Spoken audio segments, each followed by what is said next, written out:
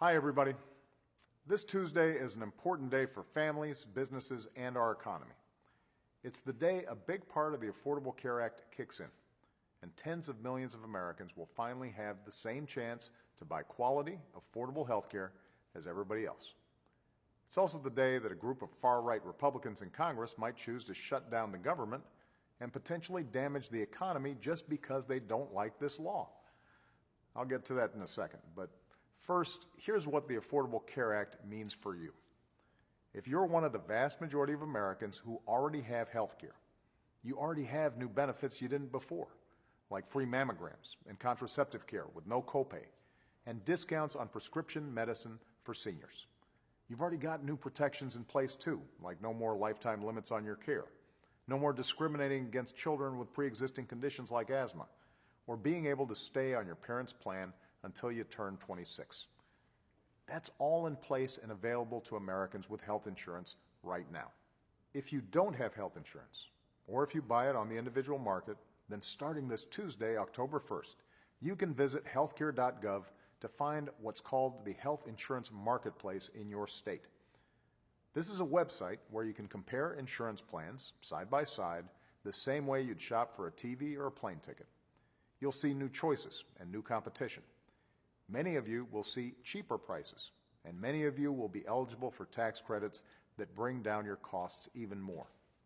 Nearly 6 in 10 uninsured Americans will be able to get coverage for $100 or less. If you're one of the up to half of Americans with a pre-existing condition, these new plans mean your insurer can no longer charge you more than anybody else. They can't charge women more than men for the same coverage, and they take effect on January 1st. So get covered at healthcare.gov and spread the word. These marketplaces will be open for business on Tuesday no matter what. The Affordable Care Act is one of the most important things we've done as a country in decades to strengthen economic security for the middle class and all who strive to join the middle class. And it's going to work. That's also one of the reasons it's so disturbing that Republicans in Congress are threatening to shut down the government, or worse, if I don't agree to gut this law. Congress has two responsibilities right now: pass a budget on time and pay our bills on time. If Congress doesn't pass a budget by Monday, the end of the fiscal year, the government shuts down, along with many vital services the American people depend on. On Friday, the Senate passed a bill to keep the government open. But Republicans in the House have been more concerned with appeasing an extreme faction of their party than working to pass a budget that creates new jobs or strengthens the middle class. And in the next couple of days, these Republicans will have to decide whether to join the Senate and keep the government open, or create a crisis that will hurt people for the sole purpose of advancing their ideological agenda. Past government shutdowns have disrupted the economy. This shutdown would too. At a moment when our economy has steadily gained traction and our deficits have been falling faster than at any time in 60 years, a shutdown would be a purely self-inflicted wound. And that's why many Republican senators and Republican governors have urged Republicans in the House of Representatives to knock it off, pass a budget, and move on. This brings me to a second responsibility that Congress has. Once they vote to keep the government open, they also have to vote within the next couple of weeks to allow the Treasury to pay the bills for the money that Congress has already spent. Failure to meet this responsibility would be far more dangerous than a government shutdown. It would be an economic shutdown, with impacts not just here, but around the world.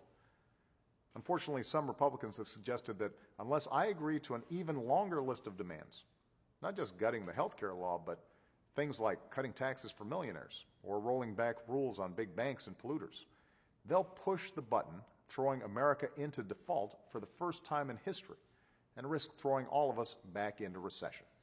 I will work with anyone who wants to have a serious conversation about our economic future, but I will not negotiate over Congress's responsibility to pay the bills it has already racked up. I don't know how to be more clear about this.